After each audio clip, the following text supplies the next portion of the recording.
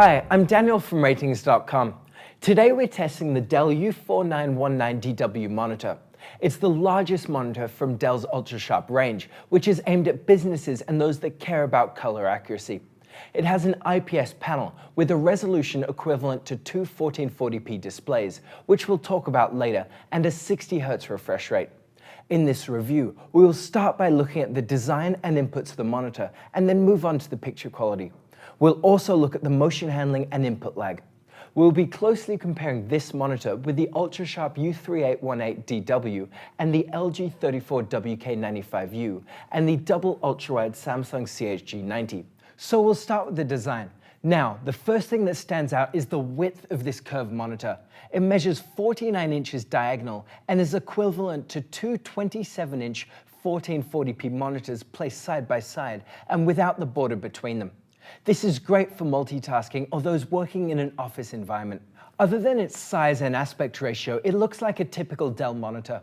The central stand supports the monitor well, although it can wobble a bit due to the mass of the monitor at about 25 pounds or 11 kilos without the stand.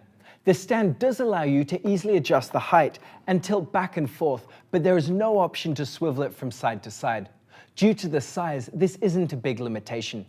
The controls are located under the right-hand side of the monitor and have the same control scheme as other Dells. The on-screen display is easy to use and the controls work fine. Now, if we go around to the rear of the monitor, under the cover there is a VESA 100x100 mount. Below this are the inputs, which can be difficult to access because they're behind the stand and there is no way to rotate this to a more accessible position. There are two HDMI ports, a DisplayPort connection and a USB-C port, which supports DisplayPort alternative mode, as well as power delivery up to 90 watts. This means you can connect a new MacBook to this port with a single USB-C cable, and the monitor will charge the laptop while acting as a display. There are also two upstream USB 3 Type-B ports, so you can use a single keyboard and mouse with two computers, and the monitor will change the connection depending on which display is connected, acting as a KVM. And lastly, the overall build quality of the monitor feels great, so you're unlikely to have any issues with it. So that's it for the design. Now on to the picture quality. Due to the width of this monitor, good horizontal viewing angles are important so that the sides of the screen show accurate colors. While the display is curved, the curve radius is 3.8 meters, which is advertised as 3800R, so from a normal viewing distance, the sides of the screen are at a significant angle. The U4919DW has an IPS panel, which offers good viewing angles and an accurate image when viewed at an angle. The vertical viewing angle is less critical, as the angle to a normal viewing position is less. Even so, this monitor offers great performance, so the top and bottom of the screen have accurate colors when viewed from in front. Overall, this is a great result and better than monitors with a VA panel, like the Samsung CHG90. Now for the brightness. This monitor has a peak brightness of about 350 nits. This remains constant regardless of the content, which is great for overcoming glare in a bright room. On our real scene test pattern, the brightness is in the same ballpark, and any variation is a result of small variations in brightness around the screen due to the uniformity of the display. Speaking of uniformity, the gray uniformity of the unit we bought is great, with very little dirty screen effect. This is good and shouldn't be distracting in normal use. There is also a feature called uniformity compensation, which can be activated through the on-screen display. We found that as the uniformity of this monitor is already great, this feature isn't very effective. It also has some downsides, as it reduces the peak brightness and lowers the contrast ratio, as we'll talk about later. As a result, we recommend leaving this setting disabled. Now, for those in a bright room, a good anti-reflective coating is important to reduce glare.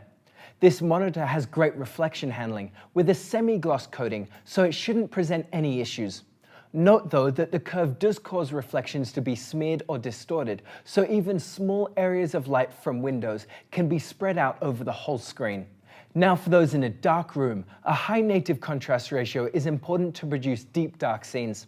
This monitor has a mediocre contrast ratio of about 1200:1, so in the dark the blacks can appear grey, which is typical of IPS monitors. If you're not in a dark room though, then this isn't an issue.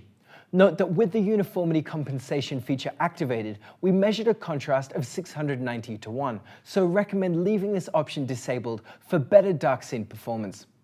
Another important aspect of dark scene performance is the black uniformity, which can also be called backlight bleed. Note that this does vary between units due to tolerances in the manufacturing process. However, the U4919 we bought is bad, with some areas of vertical banding noticeable, as well as backlight bleed near the corners.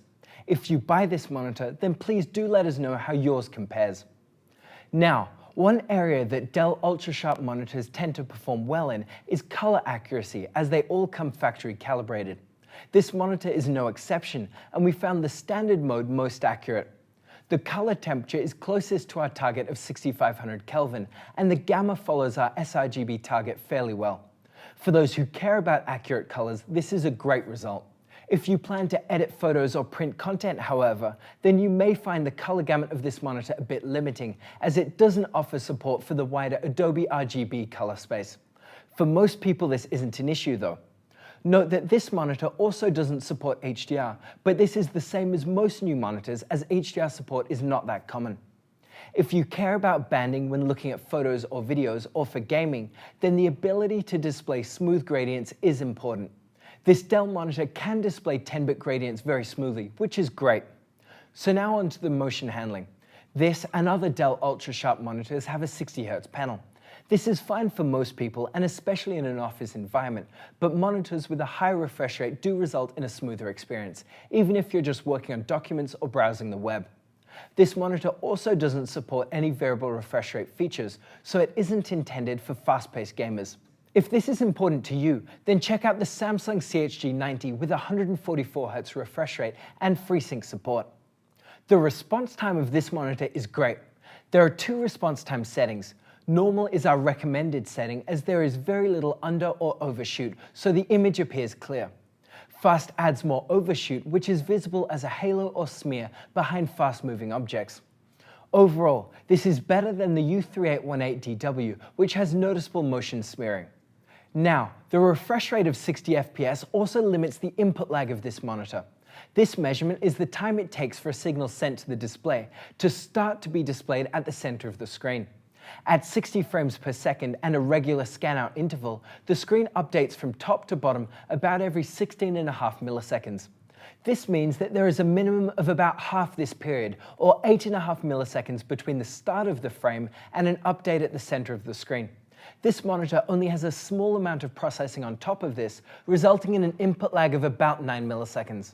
This should be excellent for most people, but if you really care about the smallest amount of delay, then check out the higher frame rate CHG90.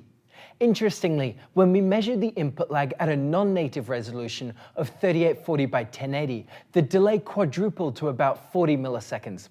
This could mean that the scaler adds additional delay, so if you might run the screen at a lower resolution for demanding games, then this could be an issue. So overall, the U4919DW is a very interesting monitor with a non-standard form factor. It's great for office use due to the high resolution and provides an alternative for those who want multiple displays. If you like the form factor and size but don't mind trading some of the resolution for a higher refresh rate, then check out the Samsung CHG90. It's a better choice for fast-paced gamers, but has a different panel type. Now, if you like the U4919DW but prefer a monitor with the standard ultra-wide aspect ratio, then check out the Ultrasharp U3818DW. It also has an IPS panel with similar performance. If you'd like an even higher resolution screen for editing 4K content with pixels to spare, then check out the LG 34WK95U. It also has an IPS panel and a 60Hz refresh rate, but in a smaller 34-inch size and a more traditional ultra-wide resolution.